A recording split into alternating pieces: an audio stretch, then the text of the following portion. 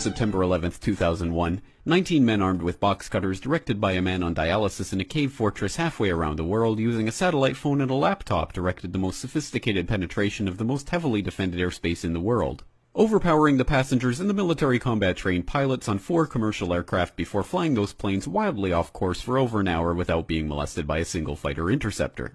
These 19 hijackers, devout religious fundamentalists who like to drink alcohol, snort cocaine, and live with pink-haired strippers, managed to knock down 3 buildings with 2 planes in New York, while in Washington a pilot who couldn't handle a single-engine Cessna was able to fly a 757 in an 8,000-foot descending 270-degree corkscrew turn to come exactly level with the ground, hitting the Pentagon in the budget analyst office where DoD staffers were working on the mystery of the $2.3 trillion that Defense Secretary Donald Rumsfeld had announced missing from the Pentagon's coffers in a press conference the day before, on September 10th, 2001.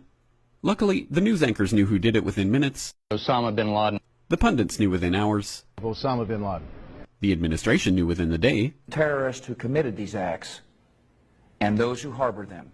And the evidence literally fell into the FBI's lap. That a hijacker's passport was found blocks from the World Trade Center crash site, if you can believe that.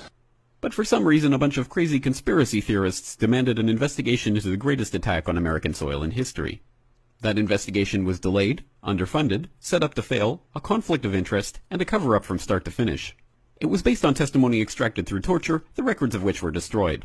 It failed to mention the existence of WTC-7, Able Danger, P-TECH, Sibel Edmonds, OBL and the CIA, and the drills of hijacked aircraft being flown into buildings that were being simulated at the precise same time that those events were actually happening.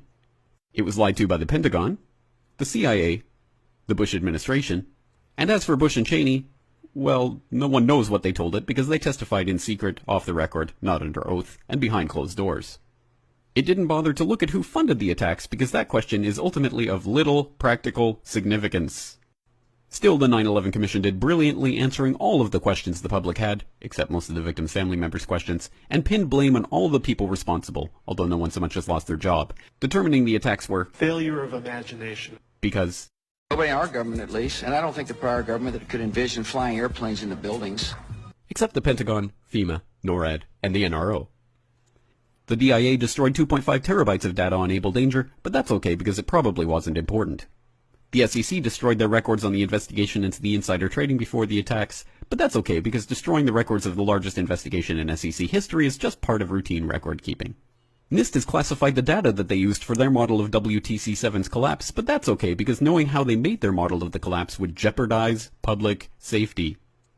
The FBI has argued that all material related to their investigation of 9/11 should be kept secret from the public, but that's okay because the FBI probably has nothing to hide.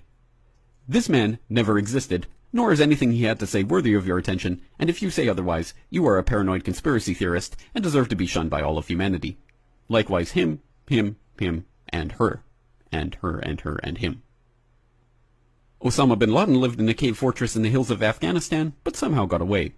Then he was hiding out in Tora Bora, but somehow got away.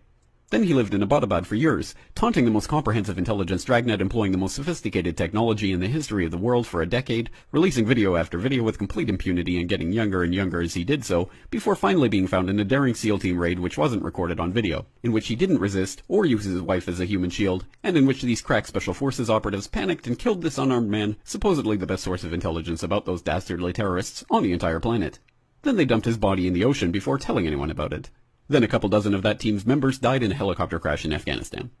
This is the story of 9/11, brought to you by the media which told you the hard truths about his head could be seen to move violently forward. And they took the babies out of the incubators. And mobile production facilities. And the rescue of Jessica Lynch. If you have any questions about this story, you are a batshit paranoid tinfoil dog-abusing baby hater and will be reviled by everyone. If you love your country and or freedom, happiness, rainbows, rock and roll, puppy dogs, apple pie, and your grandma, you will never ever express doubts about any part of this story to anyone. Ever. This has been a public service announcement by the Friends of the FBI, CIA, NSA, DIA, SEC, NSM, White House, NIST, and the 9/11 Commission. Because ignorance is strength.